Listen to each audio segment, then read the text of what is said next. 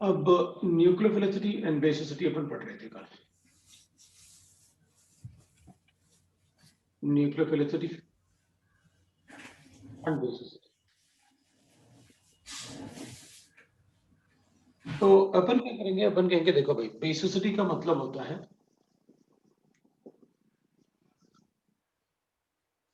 Is directly proportional to basic strength. Directly proportional to basic strength. अब जब आप basic strength को compare करोगे ना, तो basic strength of neutral molecule और एनाइन, ये अपन को कंपेयर करना होता है। तो अपन कहेंगे फिर इसमें बढ़ने की जरूरत ही नहीं, क्योंकि हम लोग तो बेसिक स्ट्रेंथ पता है हमें क्या होता है ना। तो अपन पहले बेसिसिटी की बात कर रहे थे। तो ठीक है, फिर सीधा एग्जांपल में आ जाते हैं। तो अगर मेरे पास गिवन है F negative, CL negative, BR negative, I negative, तो इसमें अगर बेसिसिटी बताना है तो अपन कहेंगे भाई पहले तो मैं इसमें अगर बेसिसिटी का ऑर्डर बताना है, तो एक बात अपन को अच्छे से पता है कि H F, H C L, H B R, H I, अगर हम एसिडिक स्ट्रेंथ बताएंगे तो ये ज्यादा एसिडिक है इससे, ये ज्यादा एसिडिक है इससे। Stronger the acid, weaker the conjugated base. Weaker the acid, stronger the conjugated base. मतलब अगर बेसिसिटी बतानी है तो ऐसे बता दूंगा, this is the order of basicity, right. अगर मुझे बेसिसिटी का ऑर्डर बताना है तो मैं ऐसे बताऊंगा। मतलब इन सब में स्ट्रॉन्गेस्ट बेस कौन सा होगा जो प्रोटॉन को इजीली ले लेगा। अपन उसे दूसरे तरीके से बोल सकते हैं, भाई मैंने पानी में इसको डाला और पानी में इसको डाला, H प्लस आयन पहले कौन देगा, तो अपन कहेंगे HCl, it is stronger acid. और उसके बाद ये तो कम ही देगा, F नेगेटिव, तो इक्विलिब्रियम स्टार्वेशन 3.8 10 की पावर -4 के का वैल्यू होगा। इसका के का वैल्यू तो 10 की पावर 7 होगा। तो अपन क्या कहेंगे कि ये वीक एसिड है। इसका मतलब ये हुआ इसका रिवर्स डायरेक्शन में जो के इक्विलिब्रियम होगा ना, वो 10 की पावर 4 होगा, लेकिन इसका रिवर्स डायरेक्शन में 10 की पावर -7 होगा। इसका मतलब है इसकी टेंडेंसी H प्लस आइन लेने की ज्यादा है, क्योंकि रिएक्शन बैकवर्ड डायरेक्शन में ज्यादा फेवरेबल है। तो ये स्ट्रॉन्गर बेस रहा होगा, तभी प्रोटॉन को इजीली ले रहा है। ठीक है, वो तो अपन यही बता सकते थे, नहीं तो ये बोल के थोड़ा सा अपन ने कहा कि भाई हमें पहले से पता है, वो बात बता रहा हूं मैं, है ना, कि इसको कोई नई चीज नहीं पढ़ा रहा है आप हमें, हमें पहले से पता है। आपने जो पहला सेंटेंस लिखा है उससे हमारे पास सारी क्लियरिटी आ गई कि मुझे करना क्या है। मैंने दूसरा एग्जाम्पल ले लिया, मैंने कहा भाई इसमें मेरे पास ना CH3 नेगेटिव, और उसके बाद अपन लिख लेते हैं दैट इज NH2 नेगेटिव, और फिर अपन लिख लेते हैं OH नेगेटिव, और अपन लिख लेते हैं F नेगेटिव। तो अपन कहेंगे इसमें अगर अपन को बेसिसिटी बतानी है तो अपन कहेंगे ठीक है भाई, इसको लिख लेते हैं CH4, NH3, H2, HF। तो अपन क्या करेंगे, प्रोटॉन डाल के पहले ना एसिडिक स्ट्रेंथ चेक कर लेंगे अपन, क्योंकि weaker the acid stronger the conjugated base. तो जो मुझे बेसिसिटी का ऑर्डर बताना पड़ेगा ना, वो ये होगा, that is the order of basicity. तब तो बेसिसिटी कैलकुलेट करना बहुत इजी है। 99.9% केस में अपन को एनाइन से पूछते हैं, न्यूट्रल मॉलिक्यूल से नहीं पूछते हैं कि भाई किसकी बेसिसिटी ज्यादा है। तो उस टाइप से नहीं पूछेंगे तो हमें कोई प्रॉब्लम नहीं है।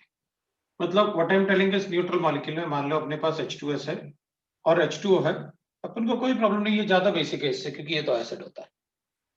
या फिर अपने पास ऐसे गिवन है NH3 गिवन है और PH3 गिवन है, तो ये ज्यादा बेसिक है, इससे मुझे बताने की जरूरत नहीं है। ठीक है, तो बेसिसिटी में मुझे कोई प्रॉब्लम नहीं है। अगर आप ऐसे लिखते हो CH3 CH2OH, और फिर आप लिखते हो CH3 CH CH2OH CH3OH, और फिर आप लिखते हो CH3C CH3 और CH3OH, तो अपन कहेंगे देखो भाई, आपने मुझे एलिफेटिक कार्बोक्सिलिक एसिड के लिए बताया था कि अगर OH बॉन्ड में पोलैरिटी ज्यादा है तो एसिडिक स्ट्रेंथ ज्यादा होता है, और OH बॉन्ड में पोलैरिटी लाने के लिए इस ऑक्सीजन को इलेक्ट्रॉन डेफिशिएंट होना चाहिए, जो अपन ने C डबल बॉन्ड करके डेल्टा पॉजिटिव को कैलकुलेट किया था। तो अपन कहेंगे अगर इस बॉन्ड में पोलैरिटी ज्यादा होती है तो ये एसिडिक ज्यादा होता है। तो भाई अपन क्या कहेंगे, इसमें तो प्लस आई इफेक्ट है, तो इस पे इलेक्ट्रॉन डेंसिटी बढ़ेगी। अगर इलेक्ट्रॉन डेंसिटी बढ़ेगी तो पोलैरिटी कम होगी, अगर पोलैरिटी कम होगी तो एसिडिक स्ट्रेंथ कम होगा। तो भाई इसमें तो सबसे ज्यादा इलेक्ट्रॉन डेंसिटी बढ़ रही है, मतलब ये OH बॉन्ड लीस्ट पोलर है।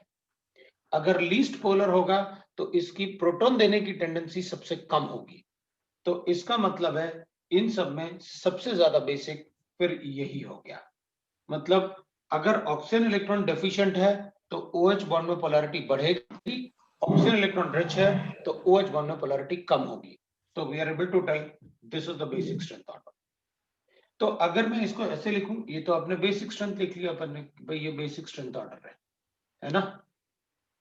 तो अपन इसमें कहेंगे, अगर मैं ऐसे लिखता हूं CH3CH2O नेगेटिव और CH3CH3O negative and CH3CCH3 and O negative, तो ये बेसिक स्ट्रेंथ था, मतलब ये वीकेस्ट एसिड है, ये वीकेस्ट एसिड है। अगर ये वीकेस्ट एसिड होगा तो इसका कॉन्जुगेटेड बेस स्ट्रॉन्गेस्ट होगा। तो अपन कहेंगे ये बेसिक स्ट्रेंथ अगर लिखोगे, बेसिसिटी लिखोगे, तो बेसिसिटी जो होता है that is directly proportional to basic strength, इसलिए मैं इसको ऐसे लिखूंगा। वही तो आपने बताया यहाँ। And that's why we say that tertiary beta oxide is a strong base than sodium ethoxide. Tertiary beta oxide हमेशा क्या करेगा, एलिमिनेशन करेगा potassium tertiary beta oxide, because that is a strong base. वैसे तो ये तीनों ही स्ट्रॉन्ग बेस है, लेकिन फिर भी अगर हमें कंपेयर करना होता है तो हम इसमें बता सकते हैं। बेसिसिटी में हमें कोई फर्क नहीं पड़ता भाई, हमें directly proportional to basic strength check करना है। अगर बेसिक स्ट्रेंथ ज्यादा है तो बेसिसिटी ज्यादा है, हमें और कोई फर्क नहीं पड़ता, और ना ही हम कोई बात डिस्कस करेंगे, ना ही हमें कोई कंफ्यूजन चाहिए।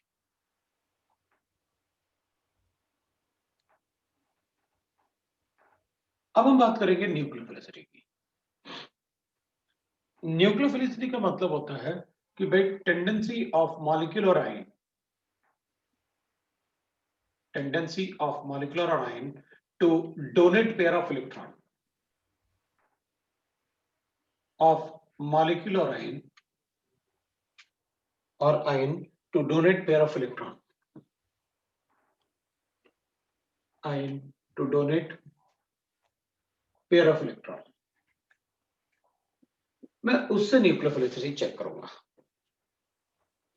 अभी एनाइन का साइज तो हमेशा, orbital size of anion is always greater than a neutral molecule, तो एनाइन की न्यूक्लियोफिलिसिटी ज्यादा ही होगी as compare to neutral molecule.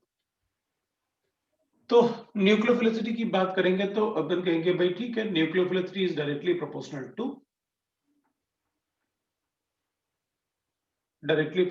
To tendency to donate electron pair, मतलब साइज ऑफ मॉलिक्यूल और आयन, साइज ऑफ आयन और donor atom, तो उसके साइज पे डिपेंड करेगा, डोनर एटम या आयन के साइज पे। सो अपन इसे साइज ऑफ ऑर्बिटल भी लिख सकते हैं ऑफ द एनाइन, और ऑब्वियसली बात है साइज ऑफ आयन कैटाइन तो देगा नहीं, तो अपन साइज ऑफ एनाइन या फिर अपन that is orbital size of donor atom बोल रहा हूं। ठीक है, अल्टीमेटली हमें इलेक्ट्रॉन डोनेट करने की बात करनी है, तो मैं एग्जांपल लिखना शुरू करता हूं। I will write that nucleophilicity F negative, Cl negative, Br negative and I negative. अगर मुझे इसमें न्यूक्लियोफिलिसिटी चेक करना है तो ऑब्वियस सी बात है जिसका साइज बड़ा होगा उसकी न्यूक्लियोफिलिसिटी ज्यादा होगी। तो अपन कहेंगे इसकी न्यूक्लियोफिलिसिटी इससे ज्यादा है, इसकी न्यूक्लियोफिलिसिटी इससे ज्यादा है, बिकॉज साइज इंक्रीजेस। साइज बड़ा होगा तो न्यूक्लियोफिलिसिटी ज्यादा होगा, तो अपन कहेंगे फिर तो सभी पीरियड में, सभी ग्रुप्स में टॉप टू बॉटम एटम्स की न्यूक्लियोफिलिसिटी बढ़ेगी। So I write that in a group the nucleophilicity increases. Nucleophilicity increases from top to bottom, increases from top to bottom. So top to bottom की तरफ nucleophilicity हमेशा increase होगा. We can write like that. ठीक है. इसका मतलब है अगर मैं फिर अपन और भी एग्जांपल लिख लेंगे, पहले अपन कंसेप्ट लिख लेते हैं, उसके बाद अपन ऐसे कहेंगे कि भाई सपोज हमारे पास ऐसे गिवन है, we'll write that कि मेरे पास गिवन है CH3 नेगेटिव, फिर मैंने NH2 नेगेटिव, फिर we can write that OH minus I, और फिर मैं F नेगेटिव आई लिख लेता हूं. तो अपन कहेंगे देखो भाई नेगेटिव चार्ज तो सभी के पास है, तो अगर नेगेटिव चार्ज सभी के पास है तो विल राइट दैट कि इनमें से किस एटम का साइज बड़ा होगा. तो अपन कहेंगे सबसे बड़ा साइज, तो भाई ये तो आपने एक ही पीरियड से लिखे हुए हैं, तो एक ही पीरियड से लिखूंगा तो सबसे बड़ा साइज तो कार्बन का होगा, फिर नाइट्रोजन का, फिर ऑक्सीजन का, और फिर F नेगेटिव का. तब तो मैं कहूंगा इसकी न्यूक्लियोफिलिसिटी इससे ज्यादा है, इसकी न्यूक्लियोफिलिसिटी इससे ज्यादा है. सो अगर आप किसी एक पीरियड के अलोंग LHS से RHS की तरफ जाओगे तो भी न्यूक्लियोफिलिसिटी, अगर LHS से RHS की तरफ जाओगे तो न्यूक्लियोफिलिसिटी डिक्रीजेस. इसकी न्यूक्लियोफिलिसिटी इससे ज्यादा है, इसकी न्यूक्लियोफिलिसिटी इससे ज्यादा है, क्योंकि कार्बन का साइज नाइट्रोजन से बड़ा है. So in a periodic table, in a period, the nucleophilicity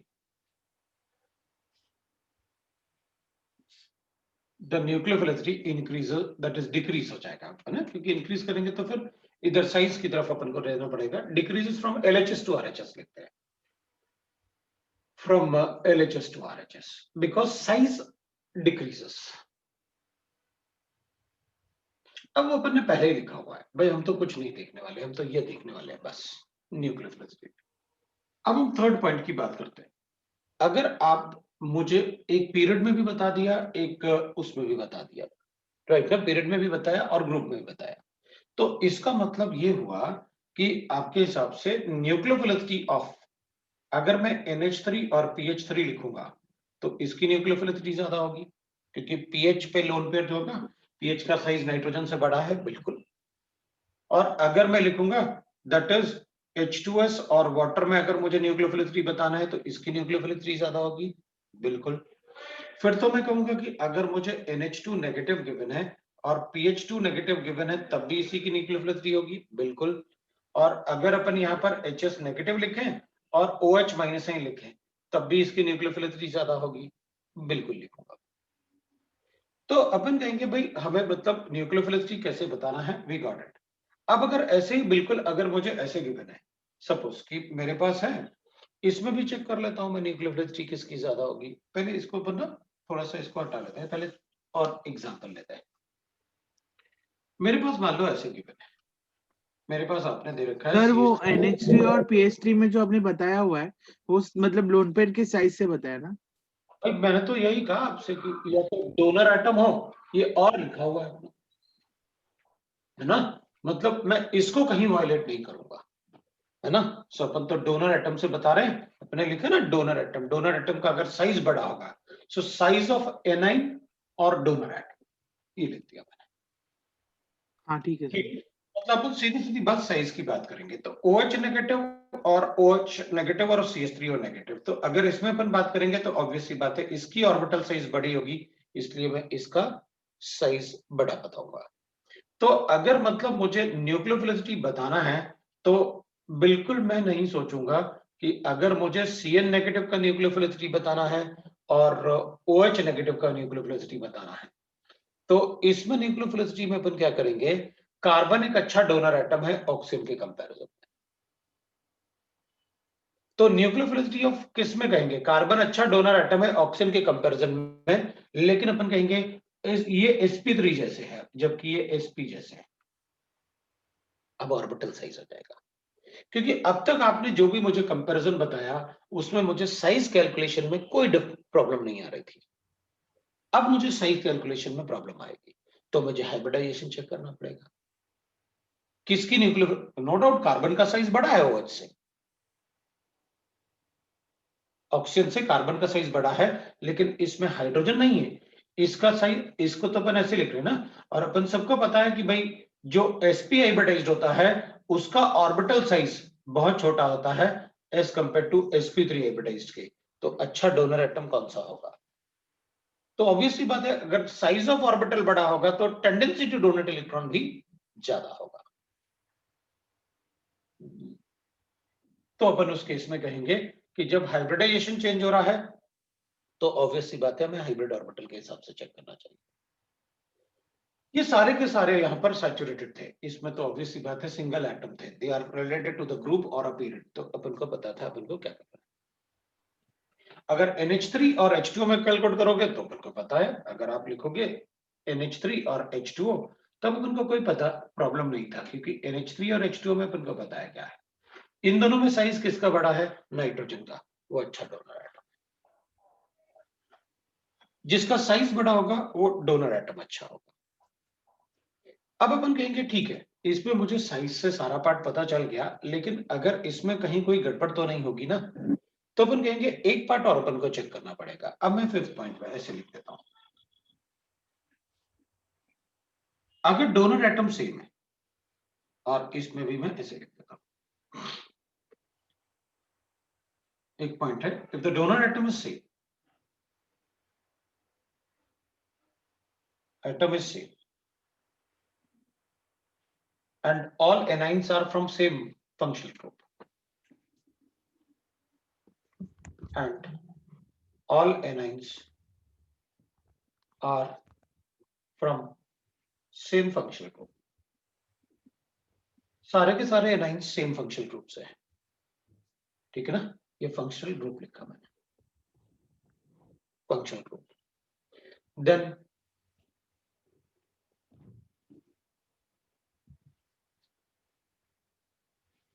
nucleophilicity decreases with steric hindrance. Nucleophilicity decreases with steric hindrance. Steric hindrance.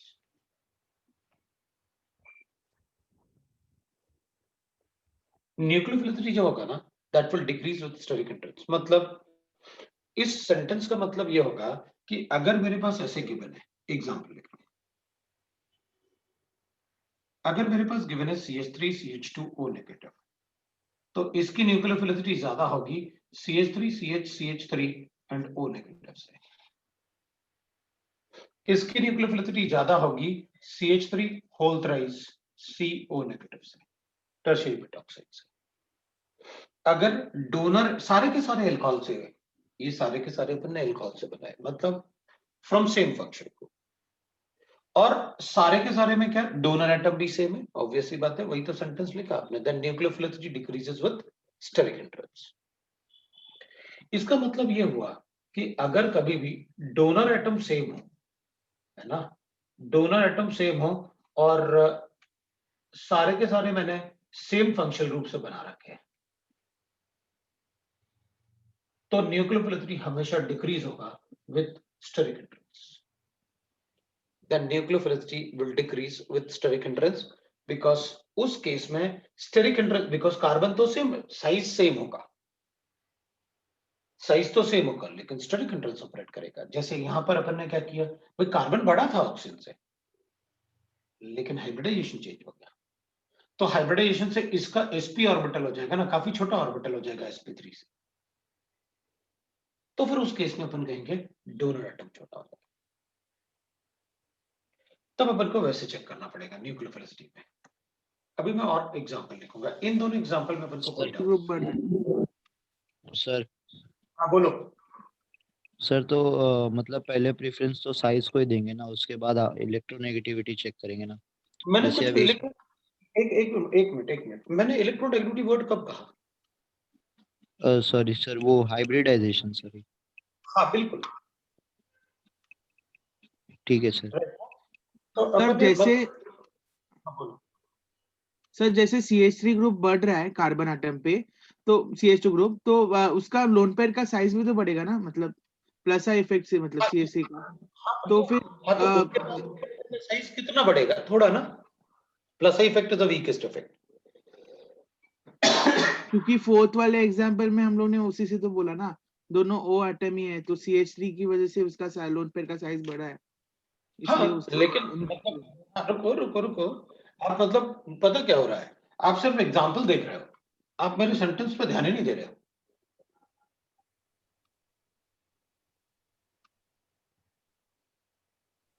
ये दोनों इक्वल हो क्या? हाँ वो एक समझा सर मेरे को, लेकिन मेरे को वो नहीं समझा कि लोन पेयर का सेम डोनर एटम है, लोन पेयर का साइज बढ़ रहा है, तो स्टेरिक हिंड्रेंस से कैसे अफेक्ट हो रहा है न्यूक्लियोफिलिसिटी? अरे भाई, उसके पास इलेक्ट्रॉन है, दे तो पहले, दे तो पाए ना जहां देना है। जहां देना है क्या वहां स्टेरिक हिंड्रेंस नहीं हो सकता? जहां इलेक्ट्रॉन देना है वहां स्टेरिक हिंड्रेंस नहीं हो सकता क्या? हाइड्रोजन्स भी है वहां पर, हाँ हो तो सकता है, किसकी टेंडेंसी? जिसका स्टेरिक हिंड्रेंस कम होगा।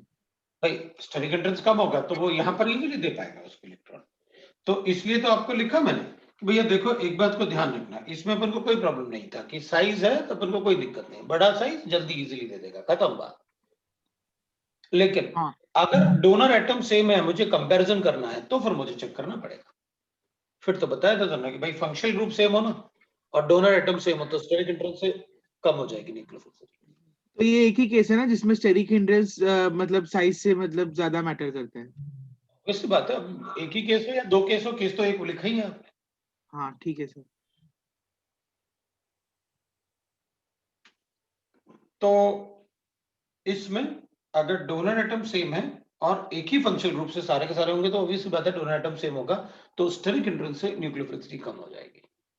दूसरा पॉइंट है, if donor atom is same,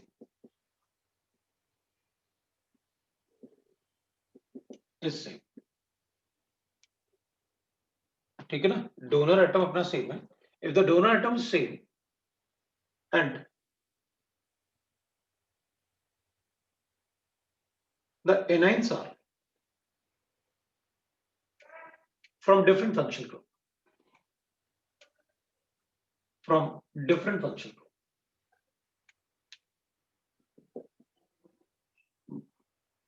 then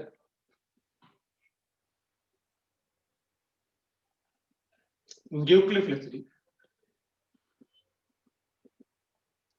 order is same as basicity, same as basicity order. लो, अगर आप चाहते हो कि डोनर एटम सेम है लेकिन फंक्शनल ग्रुप अलग अलग है, ये आपने फंक्शनल ग्रुप ऐड किया था ना, सेम फंक्शनल ग्रुप है तो ऐसे होगा, अलग अलग हुआ तो न्यूक्लियोफिलिसिटी का ऑर्डर वही होगा जो बेसिसिटी का ऑर्डर होगा। चलो देखते हैं, मेरे पास ऐसे भी है।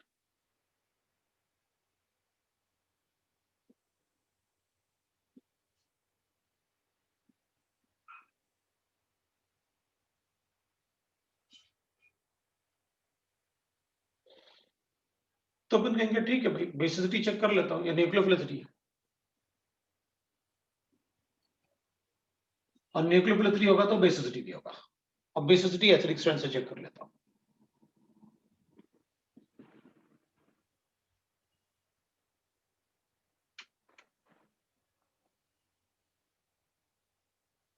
अपन को पता था कि इसमें ना बेसिसिटी की बात करें तो स्ट्रॉन्गर बेस वो होगा जो वीकेस्ट एसिड होगा।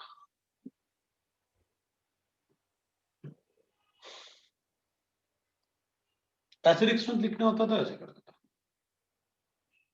तो अगर ये बेसिसिटी का ऑर्डर है तो ये भी बेसिसिटी का ऑर्डर है, तो अपन कहेंगे वो तो होना ही था, इसका नेगेटिव चार्ज तो रेजोनेंस स्टेबलाइज्ड है ना ऑक्सीजन पे, इसका नेगेटिव चार्ज रेजोनेंस स्टेबलाइज्ड है लेकिन कार्बन और ऑक्सीजन पे है, तो कार्बन पे नहीं जाएगा ना, मुश्किल से जाएगा, रेजोनेंस तो शो करेगा बट बहुत कम करेगा, ये रेजोनेंस में जाएगा ही नहीं, और उसमें प्लस इफेक्ट भी है, आपने यही तो लिखा था कि एल्कोक्सी का अगर अपने पास है तो न्यूक्लियोफिलिसिटी ज्यादा होगा OH-। तो अगर डोनर एटम सेम है लेकिन सारे के सारे डिफरेंट फंक्शनल ग्रुप है, भाई सेम फंक्शनल ग्रुप नहीं है, तो जो बेसिसिटी का ऑर्डर है वही होगा, और होना ही चाहिए ना, क्योंकि बेसिसिटी का ऑर्डर इसलिए क्योंकि weaker the acid stronger the conjugated base, donor atom सभी में एक जैसे, कॉन्जुगेटेड बेस का मतलब है उसकी प्रोटॉन देने की टेंडेंसी कम रही होगी, तो ऑब्वियसली बात है प्रोटॉन देने की टेंडेंसी इसलिए कम रही होगी क्योंकि ऑक्सीजन पे इलेक्ट्रॉन डेंसिटी ज्यादा रही होगी, तो OH बॉन्ड में पोलैरिटी कम रही होगी, तो फिर इसकी डोनेट करने की टेंडेंसी ज्यादा होगी। दैट इज, यही दोनों कंसेप्ट होते हैं, बाकी कुछ नहीं होता।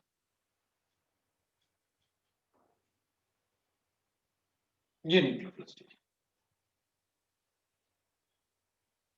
अब इसमें क्वेश्चन कैसे पूछेंगे वो अपन देख लेंगे, लेकिन न्यूक्लियोफिलिसिटी में मुझे यही पॉइंट बताने थे, खत्म। इसके बेसिस पे न्यूक्लियोफिलिसिटी के सारे क्वेश्चन सॉल्व कर देंगे।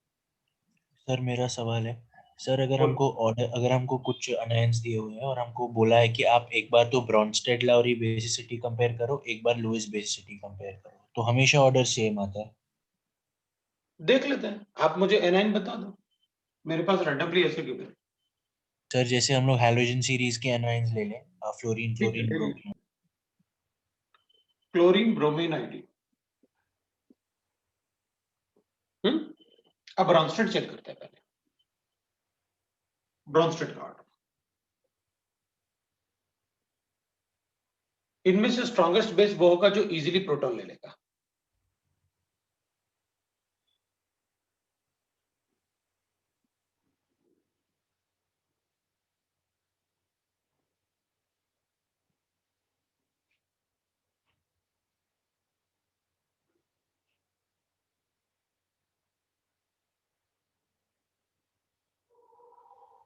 में से राइट, क्योंकि लुईस बेस की बात करेंगे अपन की भाई कौन अच्छा इलेक्ट्रॉन डोनर होगा, क्योंकि इलेक्ट्रॉन थ्योरी है ना, जो इलेक्ट्रॉन डोनेट कर सकता है वो अच्छा बेस होगा। तो इनमें से अच्छा इलेक्ट्रॉन डोनर कौन सा होगा, तो इनमें से अच्छा इलेक्ट्रॉन डोनर अपन कहेंगे फ्लोरीन ही होगा।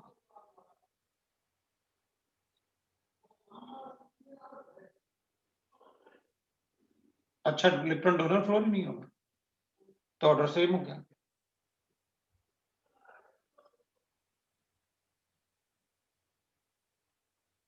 कोई प्रॉब्लम नहीं। अब इसमें तुमने जैसे मैं इसमें मतलब तुमने थोड़ा जल्दी पूछ लिया, मुझे थोड़ा सा इसमें बताना था क्योंकि मैं वेट करता अपने क्वेश्चन के लिए, तुमने बीच बीच में पूछ लिया इसलिए मैं बता दिया, हो गया मेरा काम। वैसे मैं अभी कुछ नहीं बोलने वाला, तुमने पूछा मैंने अपना आंसर बता दिया, हो गया। हाँ सर ठीक है। अब देखते हैं, अब अपन वापस आते हैं फिर अपने इस आंसर को ना, अगर तुम चाहो तो ट्विस्ट कर सकते हो जैसे चाहो, लेकिन मुझे थोड़ा अपना पार्ट कंप्लीट करने देते हैं ना अपन, फिर उसके बाद तो अपने आप ही कर लोगे, मुझे मेरी जरूरत नहीं है, ठीक है ना।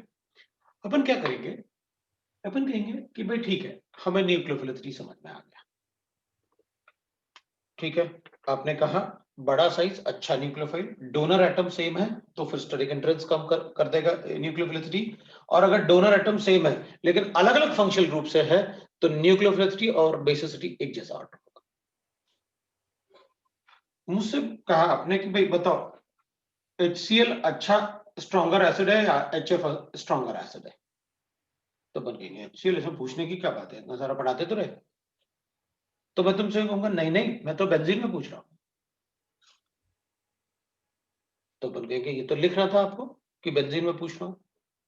भाई मेरे लिए तो जो भी पूछोगे वो पानी में पूछ रहे हो, इट्स अ यूनिवर्सल सॉल्वेंट। आपने जो कुछ भी कहा वो सब पानी में कहा, बेंजीन में पूछ रहे हो तो ये स्ट्रॉन्गर एसिड होगी।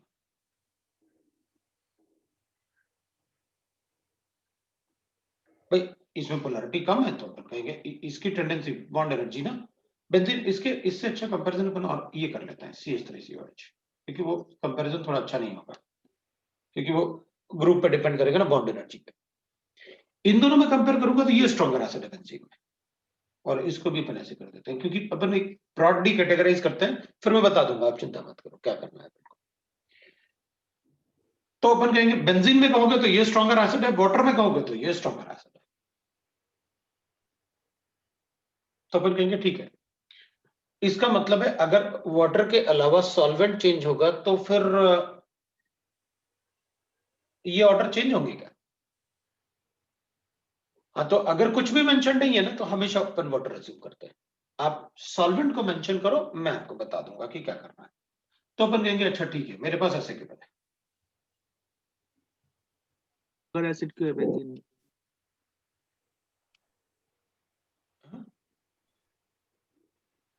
कुछ पूछ रहा था कोई, पता नहीं क्या बोल रहा था, रुक जाओ।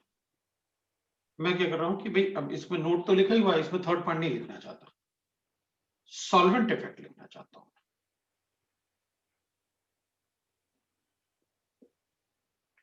All nucleophilicity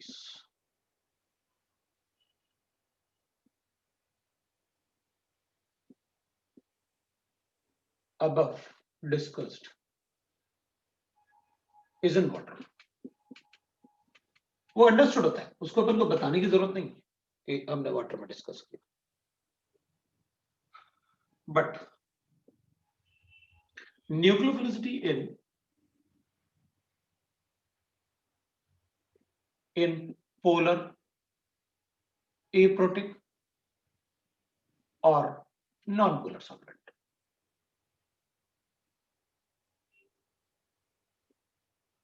अगर मुझे ना भाई यहां तो वाटर था, जो भी अपन ने लिखा है इन सब में वाटर था, तो अब मैं इसको हटा देता हूं क्योंकि ये सेंटेंस उतना अच्छा नहीं है, अच्छा नहीं मतलब अपन मतलब याद नहीं रख सकते, ऐसा नहीं है, इसलिए अपन उसे याद रख सकते हैं, इसलिए अपन को हटा लेना चाहिए उसे। अब मान लो मेरी मर्जी में तो ऐसे लिखूंगा,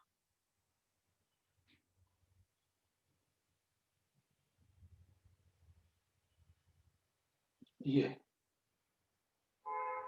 तो अपन क्या कहेंगे कि भाई देखो वाटर में न्यूक्लियोफिलिसिटी इसकी इसलिए ज्यादा थी, इससे इसलिए इससे ज्यादा थी वाटर में, इन वाटर वो इसलिए ज्यादा थी क्योंकि इन सब में सबसे ज्यादा हाइड्रेशन किसका होता, फ्लोरीन का, छोटा साइज है ना,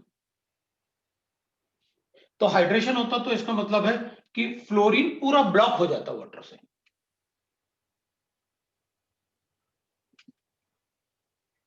इलेक्ट्रॉन डेंसिटी ज्यादा थी ना उसके पास, आई नेगेटिव के पास चार्ज डेंसिटी बहुत कम थी, वो वाटर से ज्यादा ब्लॉक नहीं होने वाला क्योंकि डेंसिटी है ही नहीं सरफेस। तो फिर ज्यादा इलेक्ट्रॉन देने की टेंडेंसी किसकी थी, आई नेगेटिव की। अगर मैं सॉल्वेशन की बात ही ना करूं तो फिर ज्यादा इलेक्ट्रॉन डेंसिटी इसके पास है। इन एप्रोटिक सॉल्वेंट अगर आप लिखोगे, क्योंकि प्रोटॉन होगा तो एनाइन सॉल्वेंट होगा ना, एप्रोटिक है तो एनाइन कैसे सॉल्वेंट होगा, सो एप्रोटिक सॉल्वेंट, तो अपन कहेंगे फिर उसके बाद न्यूक्लियोफिलिसिटी, जब सॉल्वेशन हुआ ही नहीं तो सबसे ज्यादा इलेक्ट्रॉन डेंसिटी किसके पास है, एफ नेगेटिव के पास। भाई सबसे ज्यादा इजीली इलेक्ट्रॉन कौन दे सकता था, फ्लोरीन। सबसे ज्यादा इलेक्ट्रॉन डेंसिटी किसके पास है, fluorine. Electron density charge per unit area ज्यादा है तो केटाइन से अट्रैक्ट भी होगा क्योंकि नेगेटिव चार्ज। इसके सरफेस पे तो वैसे भी चार्ज डेंसिटी बहुत कम होगी, वो वैसे भी अट्रैक्ट नहीं होने वाला कहीं डेल्टा पॉजिटिव से डोनेट करने के लिए। लेकिन इसमें न्यूक्लियोफिलिसिटी अपन ने ज्यादा इसलिए पढ़ा क्योंकि वाटर से ये सॉल्वेट हो रहे थे, इस पे चार्ज डेंसिटी कम होने की वजह से वाटर ने सबसे कम इस नेगेटिव चार्ज को सॉल्वेट किया, तो फिर इसकी टेंडेंसी ज्यादा होगी देने की, लेकिन सबसे ज्यादा सॉल्वेट एफ नेगेटिव था।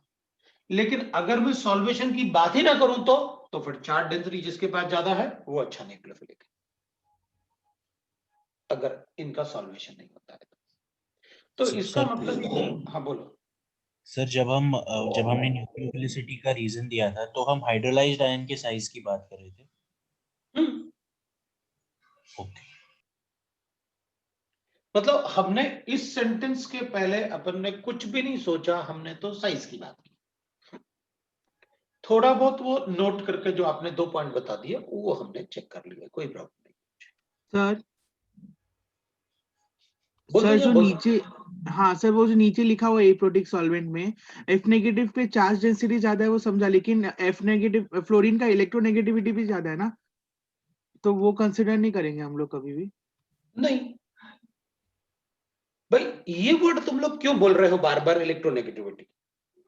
मतलब उस पे चार्ज डेंसिटी ज्यादा है तो देने की टेंडेंसी ज्यादा है इलेक्ट्रॉन, लेकिन उसकी इलेक्ट्रोनेगेटिविटी भी एक बात बता, मेरे मुंह से अभी तक निकला क्या इलेक्ट्रोनेगेटिविटी, नहीं सर। तो क्यों बोल रहे हैं अपन। अच्छा एक बात बता, चल छोड़ दे अपन ये छोड़ो, तो मुझे एक बात बताओ, इन सब में से सबसे अच्छा डोनर एटम कौन सा है? पानी की बात नहीं कर रहा मैं, तो डोनर एटम की बात कर रहा हूं मैं, आई पानी वानी नेगेटिव, की बात कर रहा मैं, तो ऐसे ही पूछ रहा हूँ बस। हाँ डोनर एटम तो आई नेगेटिव। होगा ना? हाँ तो ठीक है, कोऑर्डिनेशन कंपाउंड में इसको स्ट्रॉन्ग लिगेंड क्यों बोलते हो आई नेगेटिव से?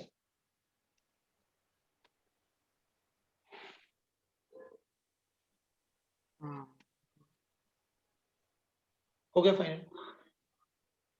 इसका मतलब ये हुआ कि अगर सॉल्वेंट पानी नहीं है तो सीधा चले जाना इलेक्ट्रो स्पेक्ट्रोकेमिकल सीरीज पे।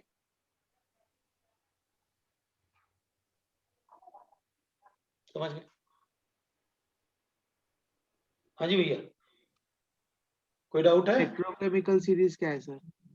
कोऑर्डिनेशन नहीं कंपाउंड मतलब, में पढ़ेंगे ना वो, स्ट्रॉन्ग लिगेंड और वीक लिगेंड। अच्छा वो, हाँ ठीक है, हाँ वो समझा। उसी से तो पूछा मैंने कि स्ट्रॉन्ग लिगेंड कौन है।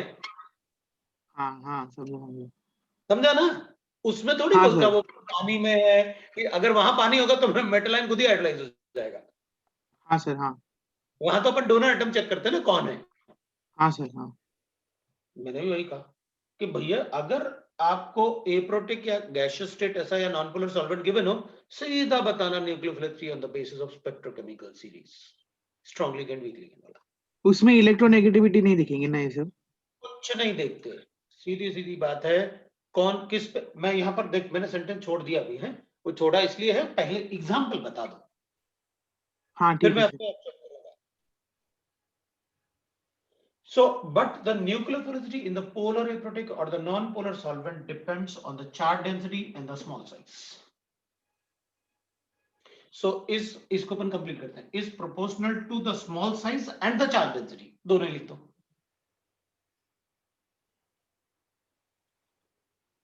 तो अपन कहेंगे फिर टेंडेंसी टू डोनेट इलेक्ट्रॉन ना, कौन किस पे डेंसिटी ज्यादा है, इलेक्ट्रॉन डेंसिटी ज्यादा है और डोनेट इजीली कौन कर सकता है। So is proportional to non polar solvent is proportional to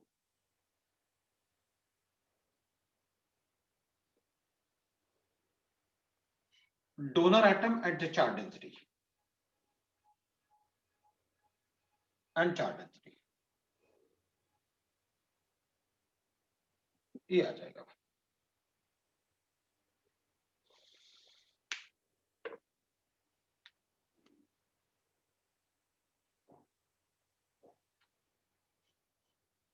ये सेंटेंस समझ में आया? और आया होगा तो ही मैं एक और एग्जांपल पूछूंगा। लिख दूं एक और एग्जांपल, ऐसे लिख दूंगा। चलो देखते हैं तुम लोग कितना समझ।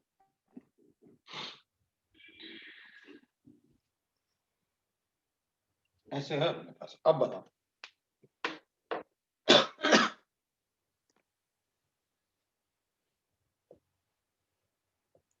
NH2 नेगेटिव है, थोड़ा सा ठीक है। तो सॉल्वेंट नहीं दिया तो वाटर ही अज्यूम करेंगे ना? हाँ नहीं, अभी तो अपन यही पढ़ रहे हैं ना ये प्रोटीन।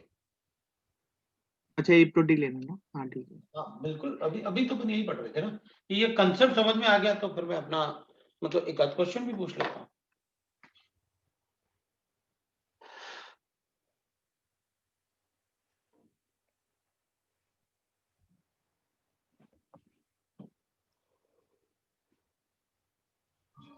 सर कार्बन वाला सबसे ज्यादा, फिर कम होते जाएगा।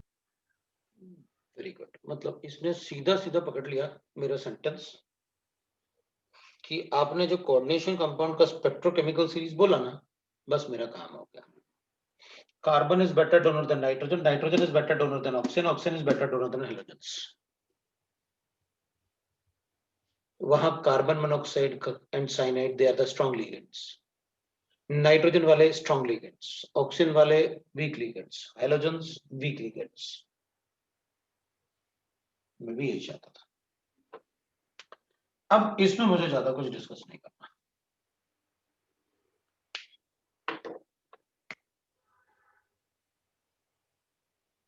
ठीक है ना? क्योंकि इससे क्वेश्चन आना थोड़ा सा कम होता है, क्योंकि न्यूक्लियोफिलिसिटी पूछते हैं हमसे और उसमें सॉल्वेंट जनरली मेंशन नहीं करते हैं, लेकिन अगर कभी क्वेश्चन आ गया, किसी बुक में देखा, गलत हो गया, तो अपन को लगेगा अच्छा हमने जो पढ़ा वो सारा ही गलत था। वो सारा गलत नहीं था, उसने सॉल्वेंट चेंज किया। ठीक है ना। तो ये भाई न्यूक्लियोफिलिसिटी। और अगर जब तक सॉल्वेंट मेंशन ना हो, आपके पास एक ही कंसेप्ट है न्यूक्लियोफिलिसिटी के लिए, कौन इलेक्ट्रॉन इजीली दे देगा। जो इलेक्ट्रॉन इजीली दे देगा वो अच्छा डोनर। तो डिक्रीज, मैं एक छोटा सा क्वेश्चन लिख लेता हूं ऐसे, एक तो न्यूक्लियोफिलिसिटी से, decreasing order of nucleophilicity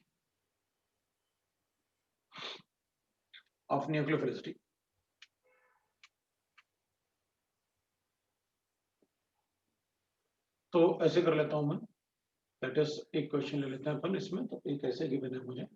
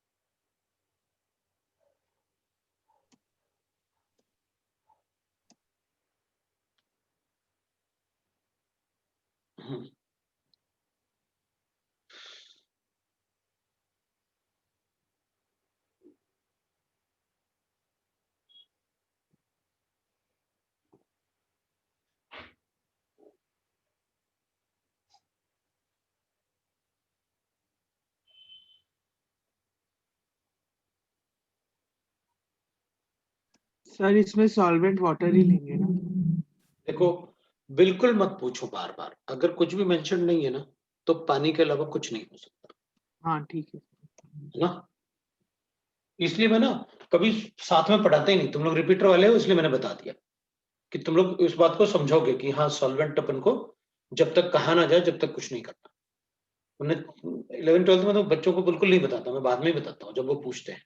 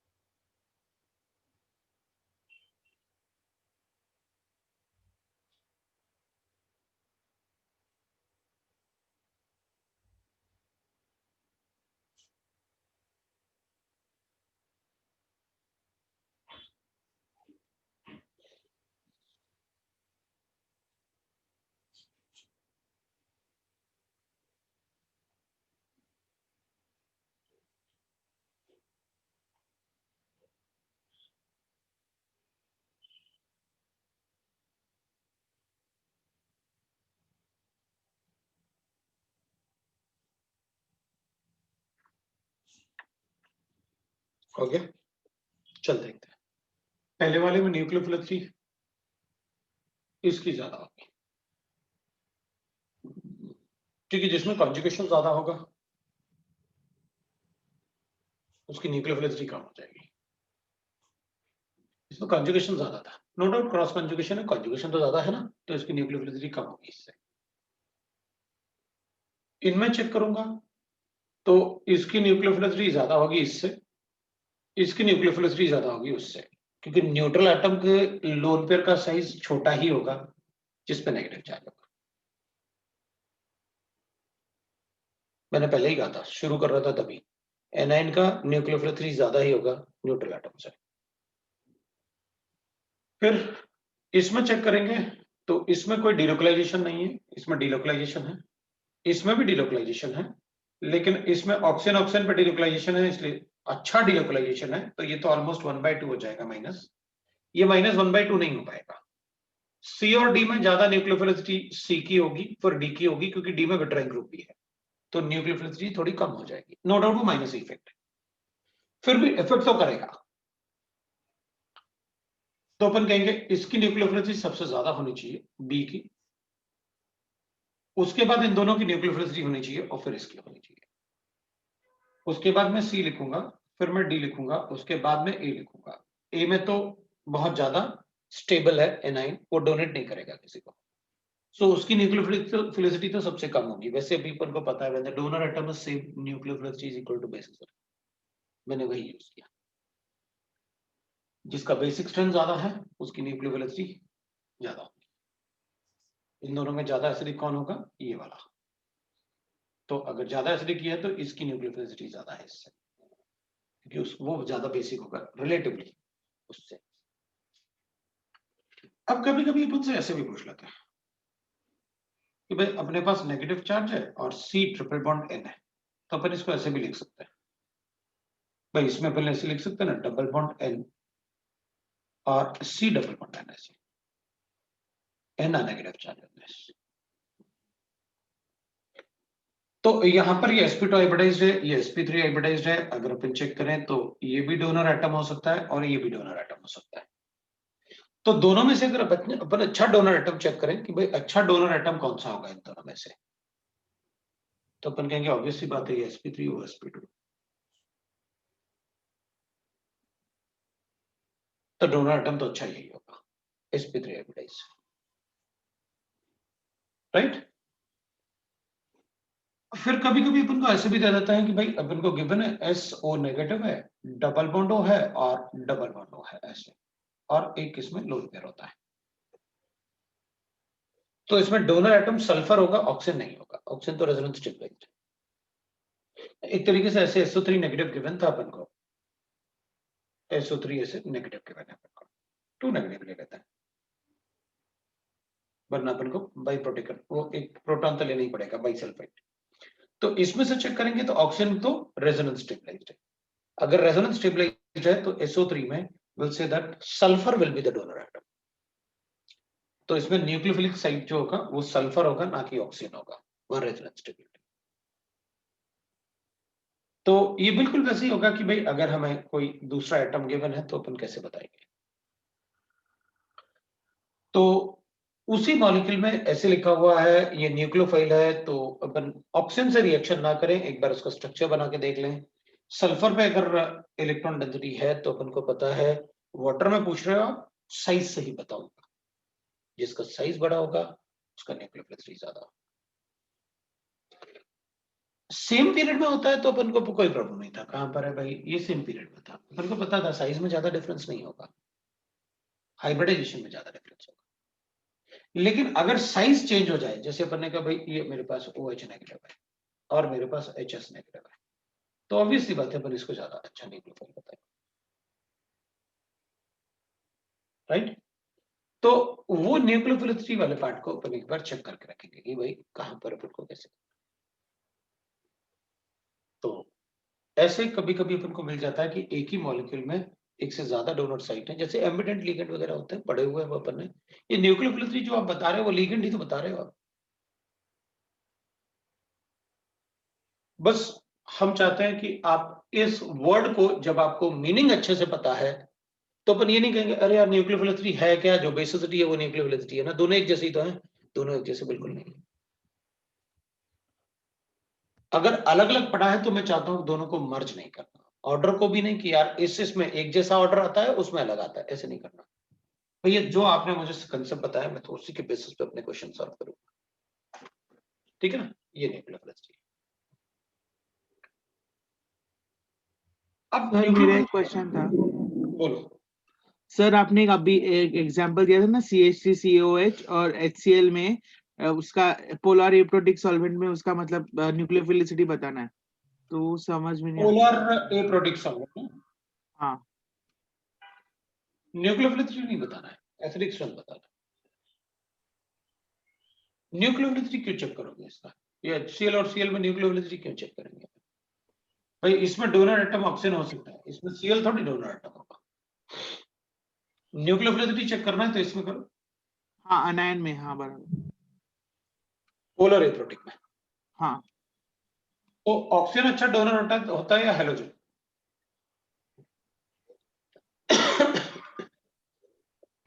halogen होगा ना इस केस में। इस केस में इसलिए क्योंकि रेजोनेंस स्टेबिलिटी, हाँ साइज भी छोटा है हाँ हाँ और रेजोनेंस स्टेबिलिटी। रेजोनेंस स्टेबिलिटी अगर नहीं है तो पोलर एप्रोटिक है ना, तो ना इसका सॉल्वेशन होना है ना इसका सॉल्वेशन होना है, हाँ लेकिन इसका साइज बहुत छोटा है ना? हाँ यही कहोगे? हाँ सर। है ना? सही है ना? हाँ सर, रेजोनेंस स्टेबलाइजर तो नेगेटिव हाँ। चार्ज कम हो रहा है ऑक्सीजन एटम। तेरी आवाज और प्रश्मेश की आवाज एक जैसी होती, तो मैं वो तुम बोलोगे तो मुझे नाम दिखता है ना कौन बोल रहा है।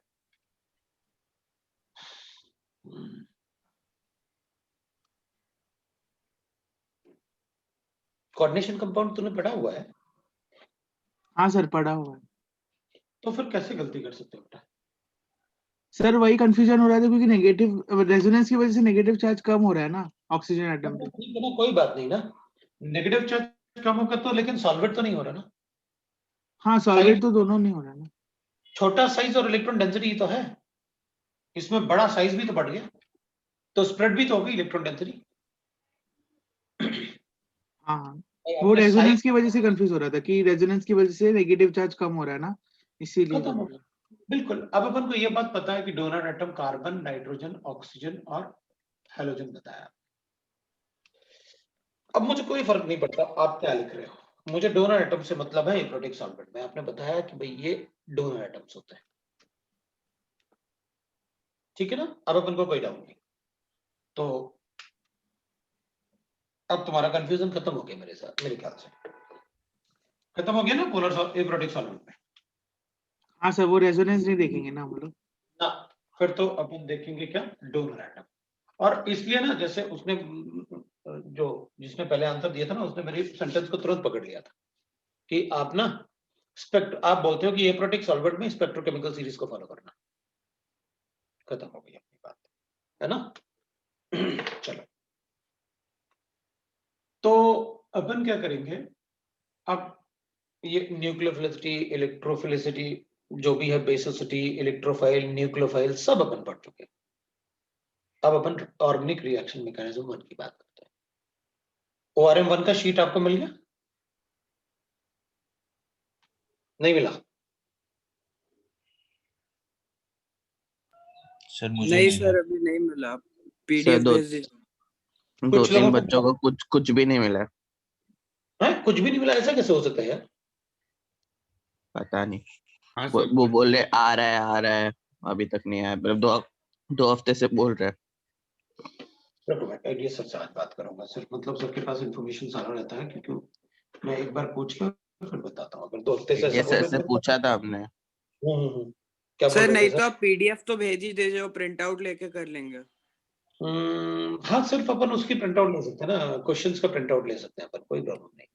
हाँ सर, और थ्योरी वाला पार्ट भी भेज दीजिए, कई बार वो देखना पड़ जाता है करते हुए। चलेगा चलेगा, उसमें कंपैरिजन भी करना भी अच्छा होता है।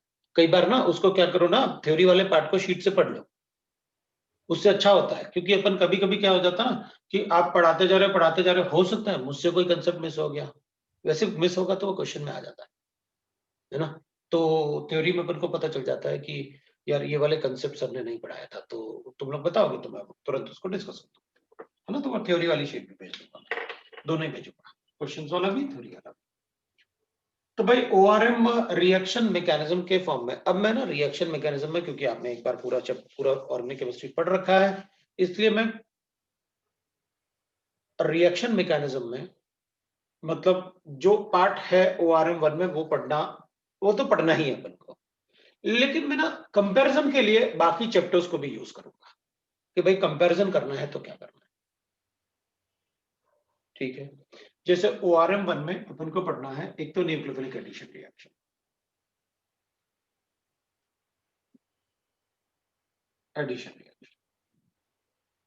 अब न्यूक्लियोफिलिक एडिशन किस में होता है? एल्डिहाइड कीटोन में होता है। दूसरा अपन को पढ़ना है nucleophilic substitution in acid derivatives. Acid derivatives. तो nucleophilic substitution and acid derivative पढ़ना है। तो मेरा मतलब ये था कि मान लो मेरे पास ऐसे गिवन है,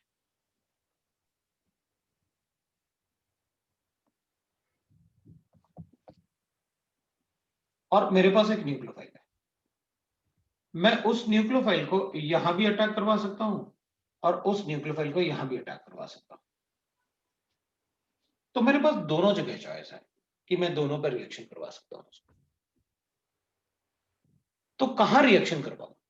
तो एल्डिहाइड कीटोन तो मैं न्यूक्लियोफिलिक एडिशन बता दूंगा, लेकिन जब मेरे पास चॉइस आएगा एक से ज्यादा तो क्या करें? तो फिर ऑर्गेनिक केमिस्ट्री में अपन चेक करते हैं एनर्जी ऑफ एक्टिवेशन। भाई दोनों रिएक्शन में से किस रिएक्शन को हम फास्ट कर सकते हैं, किस रिएक्शन में कम एनर्जी यूज होगा, तो हम वो रिएक्शन पहले परफॉर्म करेंगे। ठीक है, तो अगर इन दोनों में से कंपेयर करना है तो किस पे पहले होना चाहिए रिएक्शन, 1 पे या 2 पे? 1 पे। 1 पे 1 पे। और 2 पे क्यों नहीं? तो 2 पे तो माइनस आई है ना, इस पे और उस पे माइनस है, में तो माइनस आई तो 2 पे सिग्मा बॉन्ड ब्रेक करना है, 1 पे ब्रेक पाई करना पड़ेगा। हाँ ओ, मेन रीजन भाई कुछ नहीं था, यहां अटैक करोगे तो सिग्मा बॉन्ड ब्रेक करना पड़ेगा, यहां अटैक करोगे तो पाई बॉन्ड ब्रेक करना पड़ेगा। कोई न्यूक्लियोफिलिसिटी कुछ नहीं था इसमें। भाई ब्रेक करेंगे उस पे भी डेल्टा पॉजिटिव है और इस पे भी डेल्टा पॉजिटिव है। इस पे अटैक करोगे तो पाई बॉन्ड ब्रेक करना पड़ेगा, उधर अटैक करेंगे तो सिग्मा बॉन्ड ब्रेक करना पड़ेगा। तो कभी भी अगर एक से ज्यादा साइट है तो उसका एक ही रीजन है, मैंने अगर कहीं पर्टिकुलर पॉइंट पे अटैक करवाया तो उसका एक ही रीजन है कि वहां एनर्जी ऑफ एक्टिवेशन कम लग रही होगी। तो लाइक दैट अपन क्वेश्चंस पढ़ेंगे। तो अपन क्या करेंगे, ये पार्ट शुरू करने के पहले एक पार्ट और चेक कर लेते हैं अपन एसिडिक एंड बेसिक से रिएक्शंस, क्योंकि ऑर्गेनिक केमिस्ट्री में सबसे फास्ट रिएक्शन जो होते हैं वो एसिड बेस होते हैं। ऑर्गेनिक रिएक्शंस और स्लो रिएक्शंस, पहले अटैक करेगा, बॉन्ड ब्रेक करेगा, फिर वो बनेगा, उसके बाद वो स्टेबलाइज होगा, लाइक दैट। तो ऑर्गेनिक रिएक्शन वैसे भी स्लो होता है। हम भी कुछ खाते पीते हैं तो हमें 2 दिन लग जाते हैं डाइजेशन, कंप्लीट डाइजेशन। तो ऑर्गेनिक रिएक्शन है ना सारे के सारे। इनऑर्गेनिक में ऐसे नहीं होता, इनऑर्गेनिक में रिएक्शन फास्ट हो जाता है। एलोपैथिक मेडिसिन दिया, 1-2 घंटे में सारा कुछ खत्म हो गया। और कुछ रिएक्शन तो बहुत फास्ट होते हैं, अब उतना फास्ट नहीं कर सकते अपन बॉडी के अंदर, बट वो वी नो दैट कि inorganic reactions are fast but organic reactions are slow reaction. ठीक है, तो अपन एक बार, क्योंकि जो भी रिएक्शन होंगे रिएक्शंस में, तो we see that acid base reactions are the fastest. Acid base reaction is fastest.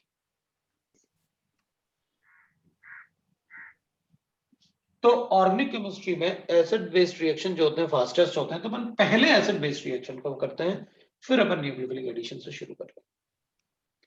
तो अपन करते हैं एसिड बेस्ड रिएक्शंस पहले। अब अपन कहेंगे भाई एसिड बेस्ड रिएक्शन में क्या, यहाँ कोई HCl वगैरह तो ऐसा तो नहीं करोगे कि NaOH को HCl से न्यूट्रलाइज कर दिया, ऐसे थोड़ी करना है अपन को। हम तो ये कह रहे हैं कि भाई कोई ऑर्गेनिक कंपाउंड है मेरे पास, जैसे अपन एग्जांपल लिख लेते हैं। तो पहले तो पोलैरिटी हो मॉलिक्यूल में, तो जैसे मान लो मेरे पास फिनॉल के बारे, बाकी भी करेंगे अपन, आप मतलब वो नहीं लेते अपन टेंशन। भाई फिनॉल को अगर आप NaOH से रिएक्ट करोगे तो अपन कहेंगे रिएक्शन हो जाएगा। क्यों हो जाएगा? आपने फीजिबिलिटी बताई ना, हो जाएगा। ONA लिखेंगे और वाटर लिखेंगे, इसका एसिडिक स्ट्रेंथ इससे कम है इसलिए रिएक्शन हो जाएगा। That is feasibility of the reaction. लेकिन अगर मैं सोडियम बाइकार्बोनेट से इसका रिएक्शन करूंगा तो अपन कहेंगे फिर उस केस में मैं ये बना तो सकता हूं कि भाई ONA ये भी बन जाएगा सोडियम बाइकार्बोनेट, यहां पर लेकिन H2CO3 बन जाएगा। तो अपन कहेंगे ये तो स्ट्रॉन्गर एसिड है फिनॉल से। अगर स्ट्रॉन्गर एसिड है तो अपन कहेंगे NaHCO3 doesn't react with phenol. मतलब अगर फिनॉल को हमें चेक करना कि ये फिनॉल है कि नहीं, तो NaOH डालो, अगर N बन गया, रिएक्ट कर गया, तो अपन कहेंगे फिनॉल है। नहीं, NaHCO3 से रिएक्ट नहीं किया, मतलब फिनॉल हो सकता है उसमें। पर मतलब एक तरीके से रिएक्शन चेक कर ले रहे हैं। फिनॉल को अपन ठीक है भाई, फिर अगर इसको इससे ऐड करोगे तब भी बनेगा फिनॉक्साइड, सोडियम से ऐड करोगे तब भी, मतलब एक्टिव मेटल से भी अपन चेक कर लेते हैं कि उसमें हाइड्रोजन लिबरेट हो रहा है कि नहीं हो रहा है। सो NH से रिएक्ट करूंगा, सोडियम से रिएक्ट करूंगा, तो ऑब्वियस सी बात है PHONA बन जाएगा और हाफ मोल H2 लिबरेट कर जाएगा। अगर NH से रिएक्ट करूंगा तो 1 मोल, सोडियम हाइड्रेट से रिएक्ट करूंगा तो 1 मोल ऑफ H2 लिबरेट कर जाएगा। इसमें OH बॉन्ड है।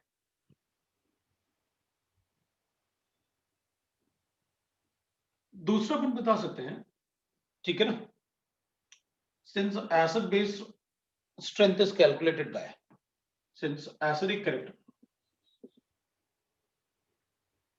of organic molecule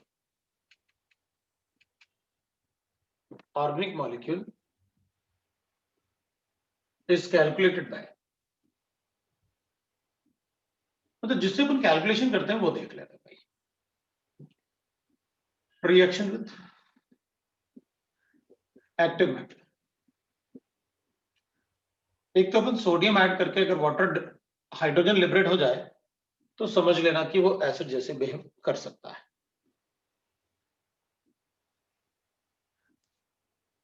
मतलब वो एसिड है और एसिड जैसे बिहेव भी कर सकता है। दूसरा अपन सोडियम हाइड्राइड, ठीक है, वो एक ही बात है, इन दोनों में से किसी को भी लिखते हैं आप। NaOH के साथ अपन रिएक्शन करते हैं, देन अपन NaHCO3 के साथ रिएक्शन करते हैं, और जनरली अपन RNGX से भी बताते हैं। ये वो कंपाउंड है जनरली जिनसे अपन एसिडिक स्ट्रेंथ की बात करते हैं ऑर्गेनिक केमिस्ट्री। जैसे मान लेते हैं मेरे पास गिवन है अल्कोहल,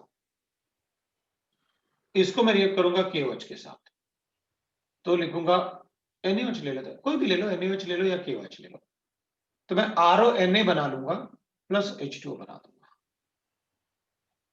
ये स्ट्रॉन्गर एसिड है, reaction is not feasible, backward direction में ज्यादा फीजिबल है। इसका मतलब है alcohol do not react with NaOH और KOH, दोनों में से किसी से भी रिएक्ट नहीं करेगा। तो फिर अगर मैं अल्कोहल को सोडियम मेटल से रिएक्ट करूं तो अपन कहेंगे RONA बनेगा और H2 लिबरेट करेगा। अब उसके हिसाब से आप कर सकते हो, उसमें हाफ H2 या H2 जो भी है वो अपन H2 लिख लेंगे, बैलेंस कर लेंगे। अब एक तरीके से अपन क्या सीख रहे हैं, ये आप एसिड बेस तो मुझे बता रहे हो, लेकिन इनडायरेक्टली मुझे ये बता रहे हो आप कि विलियमसन सिंथेसिस का पहला स्टेप क्या करना है मुझे। वहां NaOH यूज नहीं कर सकता मैं, मुझे ये या फिर ये यूज करना पड़ेगा, so that I will get the alkoxide, और फिर मैं एल्काइल हैलाइड से ईथर बना लूंगा। तो इनडायरेक्टली आप मुझे वो बता रहे हो, मुझे एसिड बेस की बात नहीं कर रहे हो। वो एसिड बेस तो बस अपन इसलिए कर रहे हैं कि आप ये गलतियां ना करो कि कहीं भी कुछ भी रिएक्ट करवा दिया। फिर अपन कहेंगे अच्छा ठीक है, जब NaOH रिएक्ट नहीं कर सकता, वाटर बन रहा है, इसका मतलब ये मुझे बताएगा कि मतलब क्या करना है। तो भाई ये जो H2 बन रहा है, इसका कोई ऑर्डर एसिडिक स्ट्रेंथ ऑर्डर में कहीं आ सकता है क्या? ये मैं कब समझूं कि ये बनेगा या नहीं बनेगा, H2 लिबरेट होगा या नहीं होगा, इस टाइप से। तो अपन कहेंगे भाई हाइड्रोजन गैस है, एक्टिव मेटल किसी से भी हाइड्रोजन लिबरेट कर सकता है, आप ऐसे ले लो।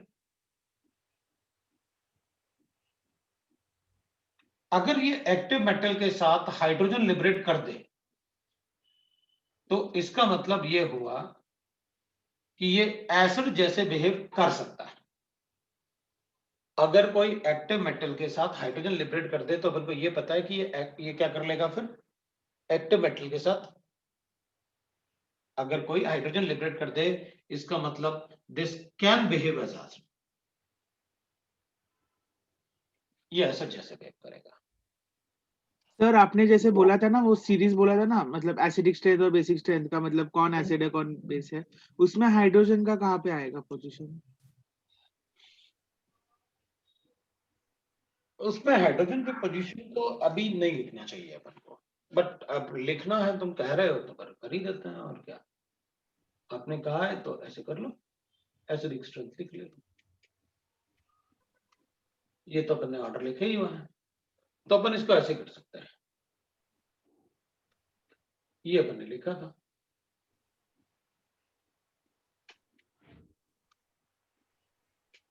ये है भाई।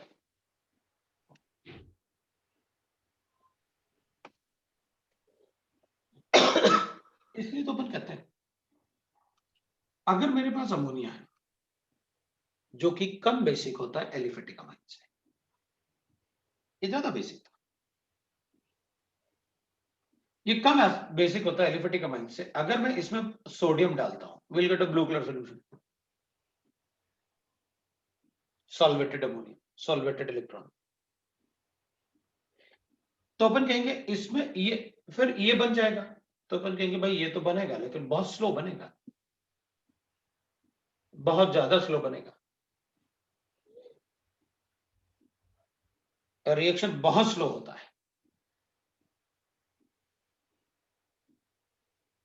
तो फिर तो अपन कहते हैं भाई कैटलिस्ट डालना पड़ता है इसमें, तो बनेगा, नहीं तो नहीं बनेगा।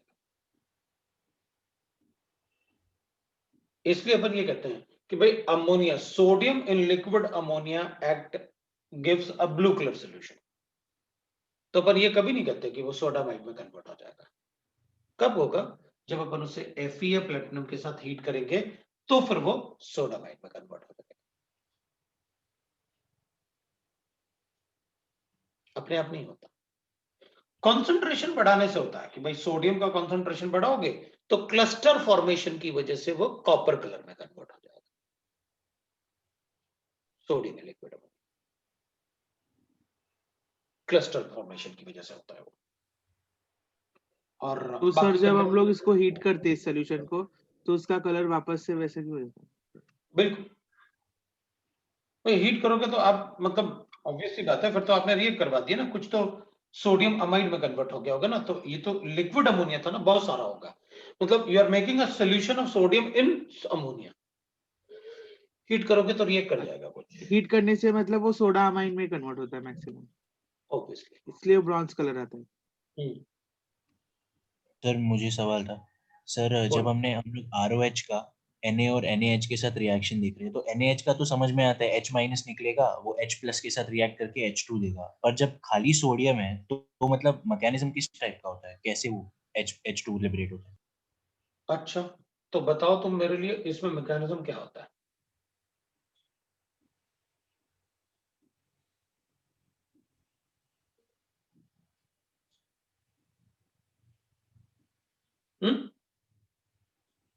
बनाएंगे ना अपन ये,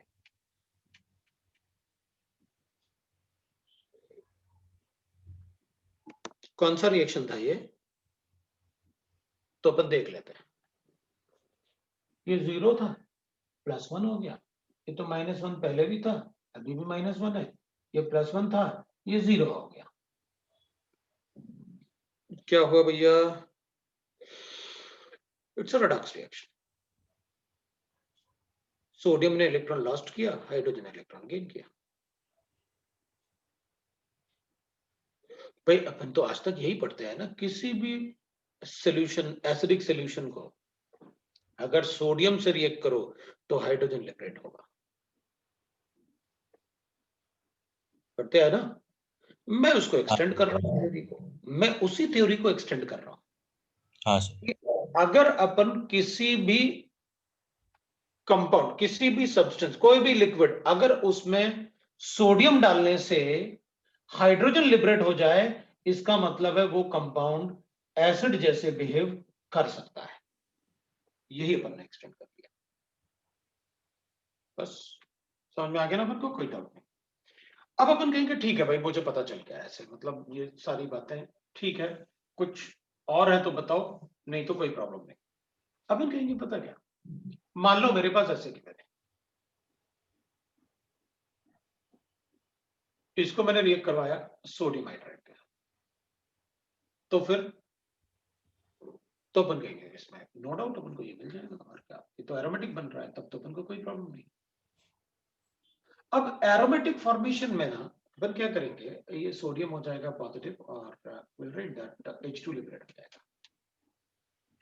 इसमें अपन सोडियम लिखते हैं तब भी लिखते हैं, इसमें अपन RMgX लिखते हैं तब भी लिखते हैं, इसमें अपन मतलब दैट इज और करके लिख देते हैं अपन। भाई इसको अगर अपन NaOH लिखते थोड़ा कंसंट्रेटेड कर लेते तब भी रिएक्शन होता। एक्वस में थोड़ा सोचते हैं अपन, बट एरोमेटिक स्टेबिलिटी है तो रिएक्शन होगा। अब कंपैरिजन में थोड़ा और कंपैरिजन पे आते हैं, वेट करते हैं, फिर कंपैरिजन पे भी आऊंगा मैं थोड़ा सा, ताकि अपन से जितना टाइप से पूछ सकते हैं वो मैं बताऊंगा आपको। रिएक्शन ऑफ RMgX,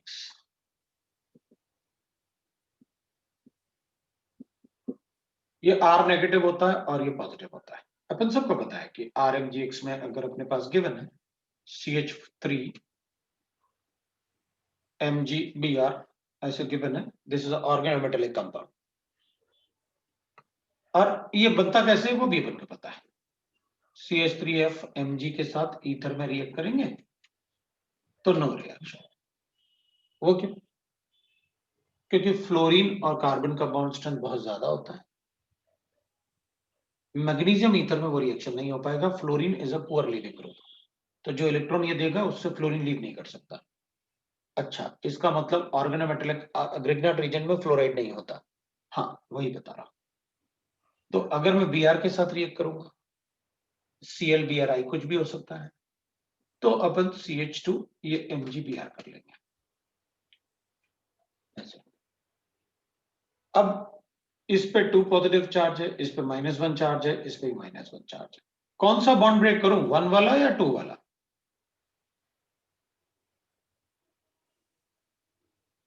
कौन सा बॉन्ड ब्रेक करूं, 1 वाला ब्रेक कर दूं, 2 वाला ब्रेक कर दूं?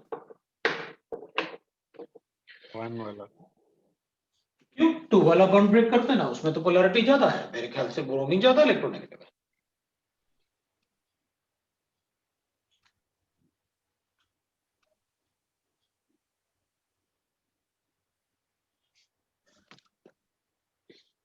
तो अपन सर पता 2 वाला ज्यादा आयोनिक है तो बॉन्ड स्ट्रेंथ ज्यादा है, ज्यादा आयोनिक है तो बॉन्ड स्ट्रेंथ ज्यादा है, मतलब MgBr में पहले CH3 को हटाएंगे अपन, फिर Br को, तो अपन पता क्या बोलेंगे, आप खुद ही तो लिख रहे हो यहाँ पर नॉन पोलर सॉल्वेंट। मैग्नीशियम बगैर ईथर के कभी यूज होता है?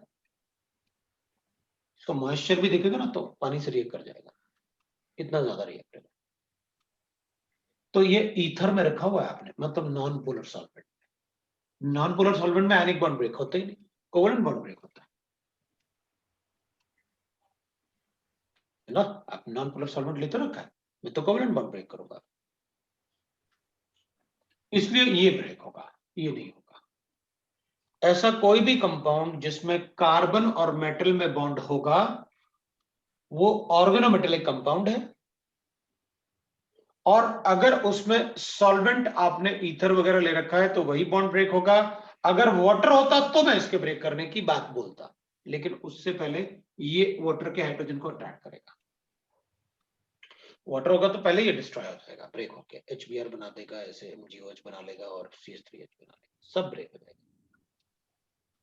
इसलिए जहां भी RMgX लिखा हुआ है वहां अंडरस्टूड है कि वहां ईथर लिखा हुआ है, वरना वो बहुत ज्यादा रिएक्टिव है, वो तो वैसे रिएक्ट कर जाएगा पहले मॉइस्चर के साथ। हमें RMgX में थोड़ा इंफॉर्मेशन मिला, और RMgX सबसे बनता है, कोई भी हैलाइड ले लो इसको छोड़ के। भाई अगर ऐसे होगा तो फिर मैग्नीशियम इलेक्ट्रोपॉजिटिव भी तो है, इसी को डिस्प्लेस कर लेगा, MgCl2 बना देगा। मतलब आपकी मर्जी, आप तो जैसे चाहो लिखो, मुझे फर्क नहीं पड़ता। सर RMgX में हम लोग ईथर में स्टोर करते हैं, तो उसका ईथर का जो ऑक्सीजन एटम है वो Mg के पॉजिटिव के साथ रिएक्ट नहीं कर सकता, मतलब इंटरेक्शन नहीं होता। नहीं, वो सॉल्वेट करता है, सॉल्वेट, उसके पास ऑर्बिटल नहीं थे ना, और वो उसको सॉल्वेट करता है, रिएक्ट नहीं कर सकता ना। ठीक है ना। तो अपन क्या कहेंगे, अपन कहेंगे भाई किसी से भी बन सकता है, इसमें ऐसा कुछ भी नहीं है कि सिंगल बॉन्ड है, कार्बन डबल बॉन्ड है, ट्रिपल बॉन्ड है, मुझे कोई फर्क नहीं पड़ता। कार्बन से अगर हेलोजन अटैच्ड है तो रिएक्शन करेगा, RMGX बनेगा, कोई लिमिटेशन नहीं है, कुछ भी नहीं है। अच्छा, इसका मतलब कहीं भी हैलाइड दिखा, मैग्नीशियम ईथर दिखा, मुझे RMGX बना ही देना है उधर, बिल्कुल कोई लिमिटेशन नहीं है, कोई कुछ नहीं सोचना, होता तो मैं बताता आपको। So reaction of RMGX, any molecule which contain OH, NH, triple bond CH.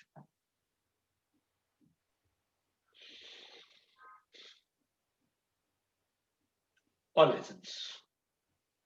अब all acid का मतलब है जो पानी से ज्यादा एसिडिक है। अब चाहे उसमें OH बॉन्ड हो या ना हो, चाहे आप ऐसे लिख लो, मुझे फर्क नहीं पड़ता। आपने ये लिखा ऑल एसिड मतलब पानी से ज्यादा एसिडिक, पानी तो खुद भी आ गया, एल्कोहल भी आ गया, ठीक है। सो अगर ऐसा कोई भी कंपाउंड जिसमें ये बॉन्ड्स प्रेजेंट हैं या सारे के सारे एसिडिक हैं, जिनका pH लेस देन 7 होगा, इक्वल टू 7 भी कर दो,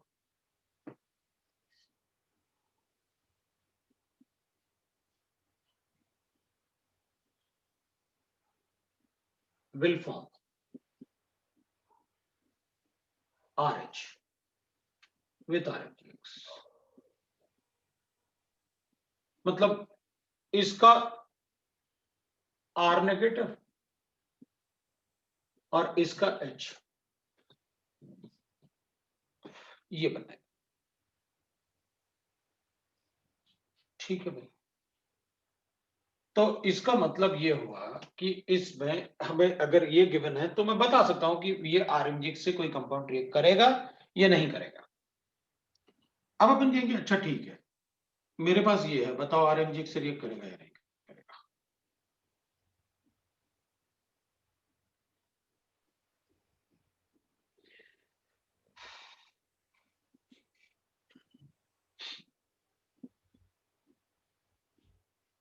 तो अपन कहेंगे करेगा ना, ये RH बनाएगा ना, प्लस अपन लिखेंगे दैट इज ये R नेगेटिव था, इसने प्रोटॉन हटाया तो अपन ने लिखा CH3C ट्रिपल बॉन्ड CMgBr बनेगा, ये बन जाएगा भाई अपने पास। तो इससे तो एक ग्रिग्नार्ड रीजेंट से दूसरा ग्रिग्नार्ड रीजेंट बन गया, तो हाँ ठीक है, हमें क्या फर्क पड़ता है। तो कभी हो सकता है अपन से क्वेश्चन पूछना है, बताओ किस रिएक्शन में एक ग्रिग्नार्ड रीजेंट से दूसरा ग्रिग्नार्ड रीजेंट भी बन रहा है, ठीक है देख लेंगे। अब एक बात है, अगर ये रिएक्शन हो रहा है तो इसका क्या करूं, क्या ये ग्रिग्नार्ड रीजेंट से रिएक्ट करेगा RMGX से, तो अपन कहेंगे ये एक एक्टिव मिथाइलिन ग्रुप है, और जो एनाइन बनेगा वो रेजोनेंस स्टेबलाइज्ड होगा, वो भी ऑक्सीजन पे। तो अपन एक बात और बोल सकते हैं भाई, अगर देखा जाए तो ये रिएक्शन जो आप मुझे बता रहे हो, इन सब में यही तो है कि मान लेते हैं अपन कि ये अपने पास एसिड ये है, इससे जो RH बनेगा ना वो बहुत वीक एसिड होगा, तो इसलिए आप रिएक्शन करवा दे रहे हैं। मतलब ऐसा कोई भी कंपाउंड जिसका pKa 30 के आसपास होगा, आप सभी रिएक्ट करवा दे रहे हो उनसे, क्योंकि आपने अमोनिया को भी रिएक्ट करवाया, अमोनिया का pKa 28।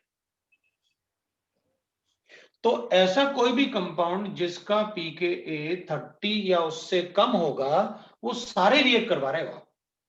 तो एसिटिलीन 25 होगा, दिस इज मोर एसिडिक ना, अभी ऑर्डर में लिखा था पर।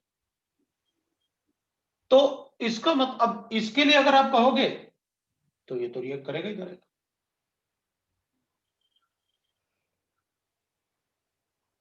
है ना।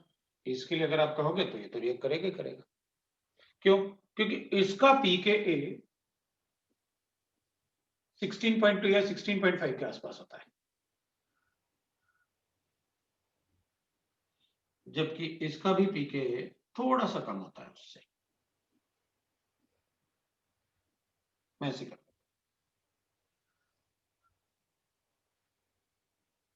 अब वैल्यूज पता है तो अपन उसको बोल दे रहे हैं, नहीं तो अपन को तो लगता कि पता नहीं क्या करना है। मतलब इन दोनों में भी अगर एसिडिक स्ट्रेंथ चेक करना है तो अब पीके लिख दिया तो हमें कोई प्रॉब्लम नहीं है, वो तो हो ही जाएगा। पीके नहीं लिखते तो हमें दिक्कत जाती कि भाई नेगेटिव चार्ज तो है, लेकिन इसमें नेगेटिव चार्ज एरोमेटिक स्टेबलाइज हो रहा है, इसका नेगेटिव चार्ज सिर्फ डीलोकलाइज हो रहा है, लेकिन वो डीलोकलाइज ऑक्सीजन पे हो रहा है, वो सिर्फ कार्बन पे हो रहा है, बट वो एरोमेटिक भी। लेकिन पीके लिखा तो ज्यादा अच्छा ही होता है पीके से, भाई अपन को पता तो रहता है कम से कम कहां क्या करना है। हमें ये तो पता चल गया कि ये काफी ज्यादा एसिडिक है इससे, मतलब ये आरएमजीएक से रिएक्ट करेगा। अगर एरोमेटिक एनाइन बन रहा है और वो नेगेटिव चार्ज एरोमेटिक स्टेबलाइज्ड है तो वो आरएमजीएक से रिएक्ट करेगा। इस रिएक्शन से अपन को पता चल जाएगा। तो यहां पर भी ये रिएक्ट करेगा। ऑब्वियसली बात है, आपने कहा कि जिनका पीके 30 या उससे कम होगा वो सारे के सारे आरएमजीएक से रिएक्ट करेंगे। तो मैं यहां पर आरएच बना देता हूं। आरएच बनेगा तो बाकी अपन को पता है क्या आप लिखने वाले हो, तो इसलिए मैंने इसको आरएमजीएक से भी रिएक्ट करवाया था। तो कोई भी एसिड हो या D2O होगा तो कोई बात नहीं, आरडी बना दो। D2O और H2O में कितना डिफरेंस है, डी थोड़ा सा ज्यादा इलेक्ट्रोपॉजिटिव होता है, बस ज्यादा इलेक्ट्रोपॉजिटिव होता है तो इलेक्ट्रॉन डेंसिटी बढ़ जाएगी, इलेक्ट्रॉन डेंसिटी इस पे बढ़ेगी तो हाइड्रोजन बॉन्डिंग स्ट्रांग होगी, हाइड्रोजन बॉन्डिंग स्ट्रांग होगी तो वाटर के कंपैरिजन में इसका बॉइलिंग पॉइंट ज्यादा होगा, बस इसके अलावा कोई डिफरेंस थोड़ी होगा वाटर और D2O। तो हमें एसिडिक और बेसिक स्ट्रेंथ में आरएमजीएक्स का भी रिएक्शन पता चल गया, हमें किसके साथ आरएमजीएक्स का रिएक्शन करना है और किसके साथ नहीं करना है। That is about the RMgX. बाकी सर जब अगर किसी मॉलिक्यूल में CH C triple bond C N और OH बॉन्ड होगा तो उसमें RM और उससे जो मतलब प्रोडक्ट बन रहा है वो मतलब कम ज्यादा बेसिक है देन RMGX, तो फिर हम लोग रिएक्शन प्रोसीड करेंगे आगे। यार बेटा मतलब तूने इतना जल्दी जल्दी बोल दिया सब, इसको हटाता हूँ। हैं? तुम बोल दो, मैं कंपाउंड लिख देता हूँ। नहीं क्या मैं बोल पूछ रहे रहा थे? हूँ कंपाउंड इतना। हाँ, कुछ भी बोल दो बोल दो बोल दो, मैं लिख लूंगा उसमें।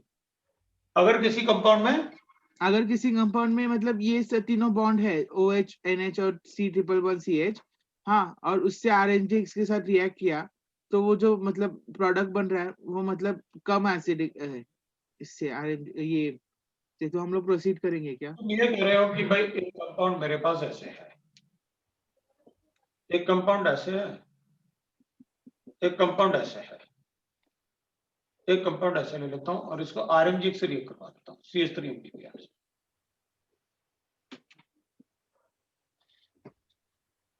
तो इसमें कितने मोल्स CH4 बन सकते हैं? तो जितने मोल एसिडिक हाइड्रोजन एटम होंगे।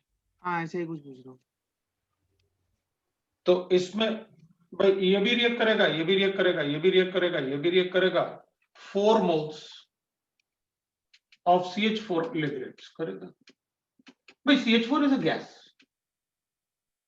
ये आप ऐसे लिख लो 22.4 लीटर एटस्टी, एक ही बात है हमारे लिए। तो बिल्कुल अपन रिएक्ट करेंगे, कोई प्रॉब्लम नहीं अगर एक ही कंपाउंड में गिवन है तो।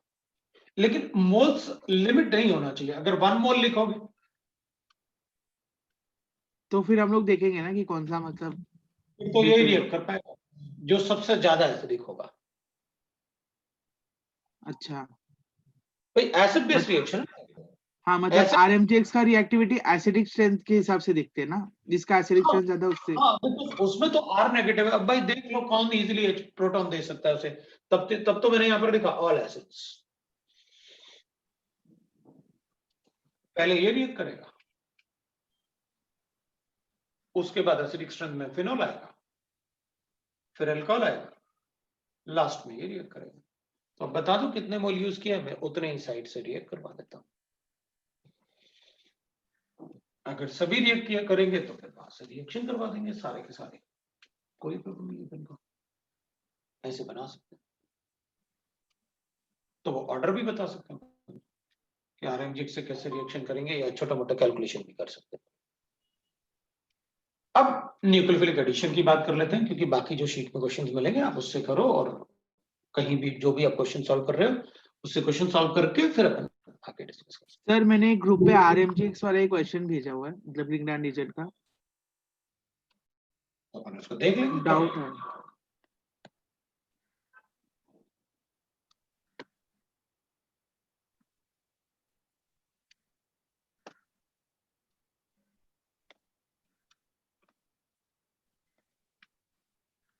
ठीक है। How many isomers reacts with RMGX to liberate this? Excluding stereoisomers. तो लिखो ना इसमें C4H10 है ना, तो जितने अल्कोहल होंगे उतने ही होंगे, एक ये हो जाएगा। इसके बाद ब्रांचिंग कर लो, तो या पहले अपन ऐसे कर लो, ये हो जाएगा। अब इधर लिखो या इधर लिखो एक ही बात है, तो फिर ब्रांचिंग कर लेते हैं, एक बार ब्रांचिंग कर देते हैं। अब एक बार इधर हो जाएगा, एक बार इधर हो जाएगा, क्योंकि इधर लिखो इधर लिखो इधर लिखो एक ही बात है, इधर हो जाएगा।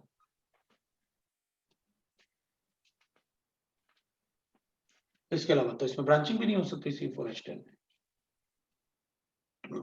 बस यही होंगे जिसमें OH ग्रुप होगा, 4 मोल होंगे, एक्सक्लूडिंग स्टीरियो आइसोमर लिखा हूं, 4 मोल होंगे। ईथर बनेंगे लेकिन वो कर नहीं सकते, राइट? अब सर 4 ही दिया आंसर। ठीक है, चलो तो आज इतना ही पड़ता है। अब नेक्स्ट टाइम से शुरू करेंगे अपन रिएक्शंस, केमिकल रिएक्शंस। ठीक है सर, आपकी दूसरी क्लास है क्या अभी? हाँ यार, अच्छा, हम लोग आज अभी नहीं थी, इसके बाद तो थोड़ा और लेट पढ़ सकते थे। 5 क्लासेस के आसपास हो जाती हैं। क्लासेस तो खतरनाक होती हैं है ना। सर जब आप चलो। ब्लॉक्स पढ़ाएंगे तो प्लीज हमको बोल दीजिएगा। ठीक है, ब्लॉक्स ना एक्चुअली ब्लॉक्स में क्या हुआ है कि बच्चे मतलब पहले उनको ना वो कह रहे हैं कि पहले आप अपने वीडियो लेक्चर्स दे दो मुझे ब्लॉक्स के, ठीक है। ऑलमोस्ट जो वीडियो लेक्चर में होता है वही पढ़ाता हूँ, तो वो कह रहे हैं हम अपने नोट्स बना लेंगे, फिर आप उन नोट्स को ना आप एक्सप्लेन कर देना हमें, क्योंकि वैसे तो आप क्लास में भी उसमें पढ़ाओगे तो बताओगे ही बताओगे इनऑर्गेनिक केमिस्ट्री, तो बेटर है कि आप मुझे ना छोटे छोटे वीडियो लेक्चर्स दे दो, तो हम लोग पहले उनसे अपने नोट्स ही बना लेंगे और छोटा छोटा करके देखेंगे आपको, और फिर उसके बाद आपसे डिस्कस करेंगे वही वीडियो लेक्चर्स। वीडियो लेक्चर नहीं, ऐसे फेस टू फेस डिस्कशन करेंगे कि उसमें आपने ये जो लिखा हुआ है क्यों लिखा हुआ है, अगर कोई डाउट होगा तो वही वीडियो लेक्चर तुमसे शेयर कर लूंगा। सर ब्लॉक्स के नोट्स तो है हमारे पास, लेकिन वो मतलब याद कैसे रखना है, सीक्वेंस कैसे, वो मेरे पास नहीं है ना, आप भेज दीजिए। ठीक हाँ है ठीक है नोट्स पे। ठीक है। और सर ऑर्गेनिक में भी जो इम्पोर्टेंट कैटलिस्ट या कुछ नेम्ड रिएक्शंस वगैरह आपके पास अगर कहीं लिखा हुआ हो तो वो भी भेज दीजिए, और याद अभी करना शुरू कर देंगे तो वो हो जाएगा याद, जो ओमकार चीजें है? मतलब एकदम। सर ओमकार है आज? ओमकार रुको देखो। सर हाँ सर ओमकार है? ओमकार, जो लास्ट टाइम हाँ नेम सर। रिएक्शन की क्लास अपन ने रिवाइज किए थे वो था तो उस क्लास में? वो 50 वाले 50 सब एक साथ लिखे थे। हाँ हाँ वो होंगे सर। वो बेटा अपने ग्रुप पे डाल दे, हाँ सर। ठीक है। बाकी कैटलिस्ट वगैरह मैं बताता हूँ और कैसे करना है। ठीक है हाँ सर। सर। और सर अपने वो अलग नेम रिएक्शन रहते हैं ना, जैसे बायोमोलिक्यूल में भी कुछ रहते हैं, फिर वो टेस्ट वगैरह रहते हैं, वो भी डाल दीजिए ना एक साथ। ठीक है, फेनॉल वो वगैरह टेस्ट में टेस्ट रहते हैं ना, फेलिंग सॉल्यूशन टेस्ट, फिर वो सब टेस्ट डाल दीजिए ना। सर तो वो आपके सब तो तो है ना। रिवीजन में वो तो वो सब reduction वो सब oxidation POC chapter में आएगा है ना। पहले। नहीं, हाँ रिडक्शन ऑक्सीडेशन का बात नहीं कर रहा हूँ सर मैं, मतलब जैसे कि फेनॉल में फेलिंग सॉल्यूशन टेस्ट है, फिर हॉफमैन ब्रोमाइड मतलब नहीं रिएक्शन है। वो तो हाँ, एक्चुअली वो तो पीओसी syllabus की में है। बुकलेट में भी दिया हुआ है। वो पीओसी में दे रखा है। सब ऐसे भी हम लोग रिवाइज करेंगे ना मेन से पहले सब। 100% हाँ हाँ। सर वो करेंगे करेंगे करेंगे। सर आपके क्योंकि qualitative मेंस में सर वो lecture- ऐसा आ रहा था ना, मॉलिश रीजन टेस्ट, वो सब तो वो नहीं मालूम था इसलिए। नहीं मॉलिश, मॉलिश हाँ। टेस्ट तो करेंगे ना, biuret test, nitrogen test, Molisch test, हाँ वो बोल रहा था मैं। उस टाइप का नहीं हाँ मालूम था। वो सब, वो प्रॉपर बायोमोलिक्यूल्स का है। हाँ तो वो टेस्ट आपके पास है तो बता दीजिए। ठीक है, वो है सारे। सर हम्म, सर हम लोग भी फिर आप वीडियो शेयर करेंगे तो हम लोग भी नोट्स बनाना चालू कर दें। हाँ तुम लोग भी नोट्स बना लो उसको। वैसे इन लोगों के पास तो होंगे ओपन वगैरह, इन लोगों के पास है नोट्स वो, तो ये मतलब शेयर भी कर सकते हैं क्योंकि वो क्लास में भी वही पढ़ाता हूँ। ठीक है ठीक है सर, चलेगा।